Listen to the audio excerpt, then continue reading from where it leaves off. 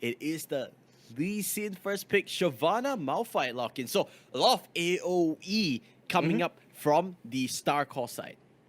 And meanwhile, they're hovering the Olaf and the Ari, so even though Zed is available, Punjab doesn't really want to pick up the Zed just that early on. They're still looking for the next set of picks. It's going to be Vayne coming in, as well as the Olaf. So it should be a solo lane Olaf here. Yep, I like it. The solo lane Olaf, really good sustain through the Vicious Strike as well as the Reckless Swing. Now, Jinx, Blitzcrank getting locked in. Sona and Zed. So Zed has been a staple pick. No surprises there. Solo's going to play onto that Vayne, if I'm not mistaken. And the last pick coming out will be that Orianna. So Wombo combo sets aside for the Starcall side. I think it's just like easy to execute Wombo combo, right? You put the ball onto the Malphite. He uses Unstoppable Boss. He knocks out a couple of people. You follow up with the Shockwave.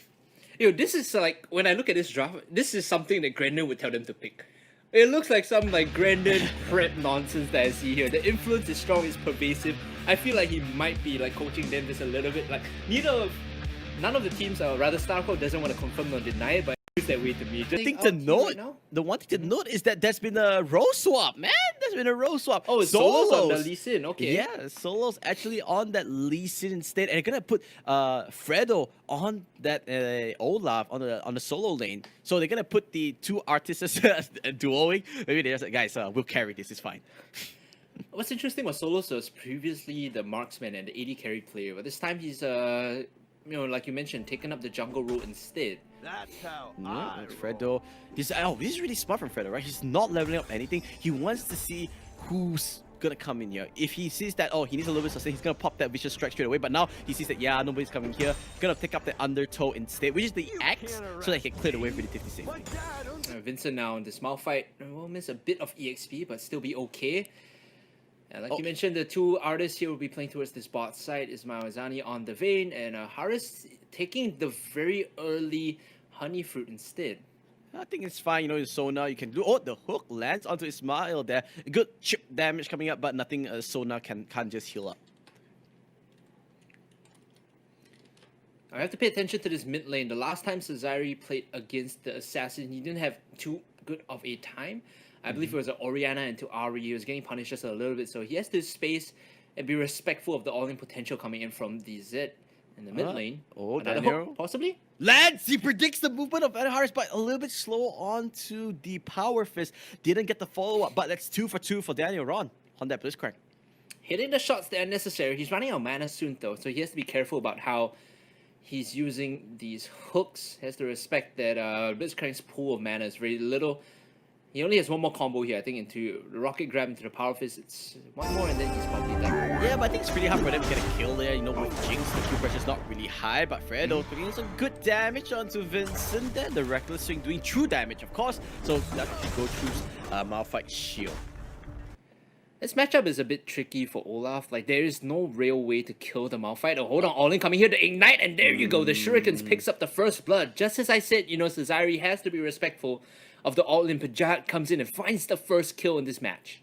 Yep, didn't really need death mark or anything. He's just gonna push it through. Now Solo's relatively quiet, haven't got a gang, but now looks like he's lingering down to his bottom lane. What kind of path is he gonna go for? He's gonna go through the river. He used to punish this Jinx and Blitzcrank. Of course, both of them very immobile. They don't really have any dashes or escapes, so you could still coming from the flank right now as they're pushing up. Looks like Solos wants to make the play happen. You can see he's walking down the river, waiting for the timing.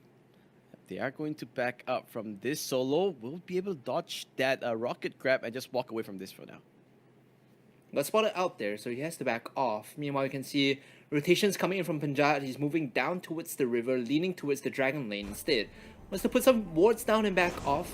Right here. Actually cancel the recall. Okay, they could go for the all-in here, but no mana. He can't go for the unstoppable force. Only Dragon's Beset is available, and with that, the reverse Ragnarok coming out gives him a clean escape. Fredo, they trade ultimate for ultimate. No unstoppable force from Daniel means that they cannot secure the kill from Fredo. I mean, he did have the Ragnarok active, so even the Unstoppable wouldn't really do anything. They popped the Ghost, so burn the Summoner there. Good play coming up from Ryan, if I'm not mistaken, on that Shyvana. Just delaying a little bit on Fredo's movements. Now, Solos is going to hit the Scryer's Bloom here. Dragon has taken early, or rather, Dragon is going to be spawning soon, so it's going to be the Ocean one coming up. Not Infernal one, rather. Yeah, Inferno, he does have the ward, so he has good control, the priority onto the bottom lane already, warding the jungle, making sure everything's a-okay. Good jungle control, I would say, but Solos now going to the mid lane, looking Cesari could be a good pick here, but oh, Daniel Rod is actually there! A little bit slow onto the fingers, the flash into the static field, lands onto it, the exhaust is there, so he does mitigate some damage. Good flash from the Orianna, Cesari making the place look cold there on his Orianna at the moment. Yeah, the mobility of the Lee Sin makes it such that it's super difficult to land skill shots from Orianna. It's so predictable when the ball comes out. But Daniel Ron, the MVP, plays there to force the flash out and make it happen. At least you get some leverage and space for the Orianna to recall and back off. He's still holding strong here, Daniel Ron, in the mid lane. Meanwhile, his AD carry is just going to be there. Sitting and farming, Nathan just has to not die. Yeah, and Ryan is just having a time of his life, right? He knows he just needs the jungle, he needs to get it, but I think Zed is around the corner on the side. Good crescendo, does land, Flame Trotters land onto the vein, so Ismail can't really go for the chase. Nathan will be the walkway, Dragon's Descent pops onto the Panjahat, rocket grab, just pulls Panjahat back, Living Shadows across the wall, he picks up a kill, and he's gonna be able to take up the buff as well. Gets the buff, gets the kill, and now this mid lane Zed is starting to pop off. Another kill onto Cesari. It's the jungler that finds the mid laner. It's a replay here. The shockwave a bit too late. Had it been casted, it would have pulled Solos nearer as well. So that solo kill coming out from Solos. What a fitting situation for the jungler of Team Mystic. Yep, and now Fredo actually maxing his undertow instead of what traditional people would go off the reckless swing. So he really prioritizes the fact that he can slow. You know, the slow is amplified whenever you level up the undertow. So he wants to just make, you know, Vincent's life a living hell in this top. More importantly, it's about clearing the wave. When you max out undertow, you always can clear out the wave compared to the reckless swing. Oh! Good kill coming in from Ryan here. Actually gets the shutdown onto Panjahat. Remember, no death mark. He used it much earlier to get the kill onto Ryan. So now it's a counter kill that comes through. Nathan forced the flash out from that Lee Sin. Solos, is he gonna go for the big play? Oh no, I think he's just gonna flash out, gonna clear out the wave. Solos has been playing a very standard game, right? No real invades, just making sure things. Oh, he sees the dragon though, right? He's actually one level ahead of Ryan. He can actually just outsmite it. He's going for it. Can he get the smite? Of course he can. He's Solos, and he's just gonna drag it out. Says thank you very much. Picks up the Inferno Drake for free. Full style points there for Solos. Throws out the Sonic Wave just to check, and knowing that he has the smite, easily outsmites Ryan and steals that away. And that's so important because, like we said yesterday, and we will remind our viewers today, Shyvana on Wild Rift, you get additional combat stats for each dragon that you take additionally. So, like, and you get Inferno, you get bonus damage on your particular spell. You get an Ocean, you get additional damage on another spell. It's kind of additively stacking, so every dragon counts. Yeah, I think the one thing I just want to note about that is that I think Starcall, the bottom lane, is where things are actually happening for them. Right? I think Nathan's having a pretty good game himself, getting a lot of push. The other lanes a little bit harder. Ryan has been having a pretty tough time in the jungle as Shyvana. Yes, he's still firing, but he's not getting the power spikes that he wants. Still, he's going to be chasing down onto the Olaf here in the Baron lane right now. There's the Dragon's Descent. He might need to use it to get out, but the ambush coming in. And they're going to be chasing him for a little bit more because Vincent rather, is still sitting around. Yeah, the teamwork coming up from Mystic here. The old trio is just joining back again. You can see the chemistry. He was just waiting there. Fredo doing a really good job so far. That's how. He's going to recall here, and Daniel Ron now. The shield has been popped. The passive now on cooldown. Panjahat happy with just getting that cooldown and backing off. They're just going to push it through for now. Panjahat already completed that Yomu's. I think Dustblade of the Tar is going to be the next one to pick up here, but they want to go for this bottom lane. I think this is going to be a dead Nathan. No support. Deathmark just a little bit overkill, but hey, Q secured. The crescendo was definitely a little bit overkill, but now Mystic having the tempo, they want to push out onto this bottom lane as well. Coming in, Solos looking for the kill. The Tempest into the cripple should give him the kill there. The double actually kill with the Dragon's Rage, and Solos playing the jungle position, popping off here still. Have to be careful in the mid lane. Daniel Ron getting caught out. It might just be another kill in here for Solos. Oh, they will be. I just look at that. Harris, Anwar, all smiles right now. He knows everything is going well. It's 10-1 on that Sona. The Veins being fed up. Solos controlling really well onto this middle lane. So they can just rotate anywhere they want Mystic, and they have no worries. You know, Hakuna Matata. Oh, Olaf going for the big play here. Nathan just getting run down. And now he's going to flash out. Ryan, can he go for the chase? Fredo pops the ghost as well. He has a lot of mobility. Should be able to walk away from this. No problems whatsoever. Great play coming out from Fredo. Now they're moving over to the Rift Herald, and 11-1 at 9 minutes, and it's starting to run away. They're starting to run away with the game here. Team Mystic is starting to snowball and get out of control. Need to find a place soon, otherwise Starcall is going to fall a bit too far behind and get choked out. It's like they want to go for this repair, bro. I don't think they can really do much about this unless we got a Hail Mary ultimate from the Jinx just to get to use the Super Mega Death Rocket. But goes down. Another advantage goes over to this team, and Sonic Wave into Resurrection. Cesare forced to flash away. Does have to lock it active, so he will be able to get the shield. But Solo's doing a crazy amount of damage right now. Yeah, Solo's actually, because he found so many solo kills, he's been, popping off in terms of items and level. He's the same level as the mid lane right now, right? Look at this. He can just all in onto the Blitzcrank right now if he decides to, but they just being very careful. Deathmark in, Daniel Ron taking a lot of damage. Solo's jumping away. Look at the mobility. Look at the spells. He's jumping back in with a Sonic Wave and a 2-for-2. A 2-for-0 trade coming in. The tag team of Solos and Panjahat. And I'm looking for Vincent to Tempest into the Undertow. My goodness, Matthew. It just might be all over as Cesare is going to wear the sombrero of shame and miss the Command Shockwave. Unfortunate, but you can see right, Solo's really confident on that Lee Sin play. Immediately just weaving in and out, understanding his cooldowns, waiting for things to pop up before he goes for the push. Now, Rocket Grab, not gonna land on Destroy Power. Is he gonna charge onto the Nexus? Are they gonna go for a 10-minute ending? Nah, they're just gonna back off for now. But good damage, good rotations. The tempo is being set by this team Mystic.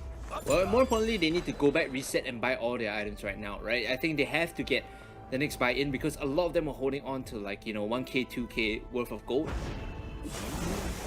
They do know about his Deathmark. Will land onto Uriah Panjahat in a little bit of trouble. Do they want to go for this Zed? Maybe teleport will come in here. Oh, is this a big setup? They need to be careful. Here comes the Ragnarok onto Olaf. Fredo, he's all alone. He needs to back out of this. Oh no! He went on a stopper boss when the Ragnarok was still active. No crowd control. And I think now Starcall in a tough spot. They need to back out a little bit. The thing is, Fredo still is GA. He's not really concerned, and all he has to do is just buy space for the rest of his team to walk over the dragon.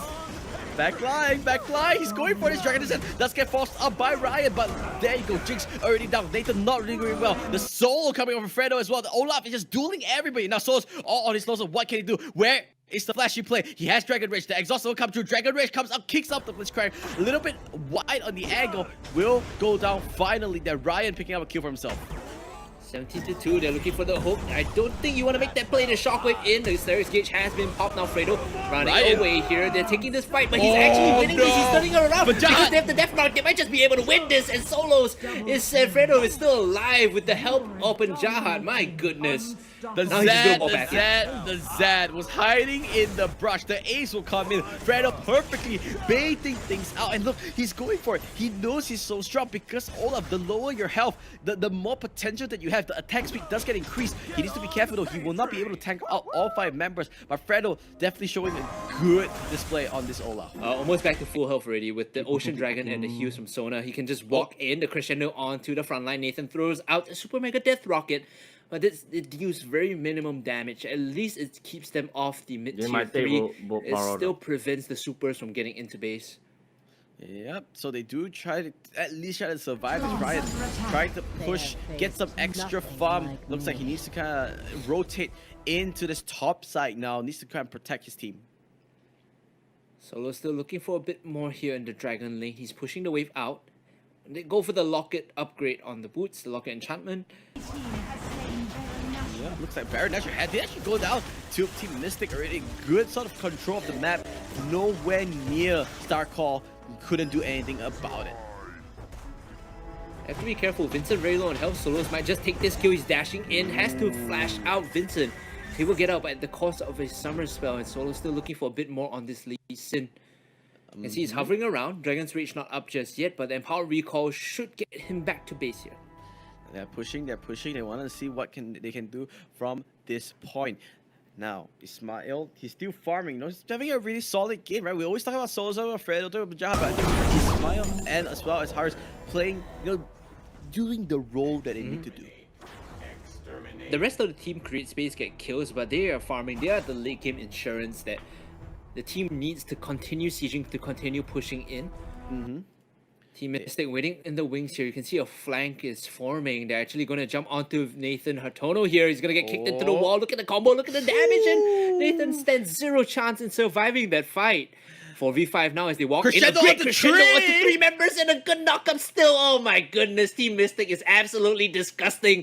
And Banjahat with the final touches. The shockwave catching forces. Can he do it? The dash in. Look at the clicks. Look at the damage. They can't even finish off the kill. So Zaryu, despite the 4-man shockwave, is going to go down. Banjahat gets the ace, gets the triple, and Team Mystic advance on to the semifinals. Look at that here, Mystic. All smiles. They finally put out their rivals, their neighboring warriors from Starcall from Singapore. Great gameplay. Unfortunately, Starcall just fell short a little bit there. You can see it all smiles like you mentioned. They're very happy and very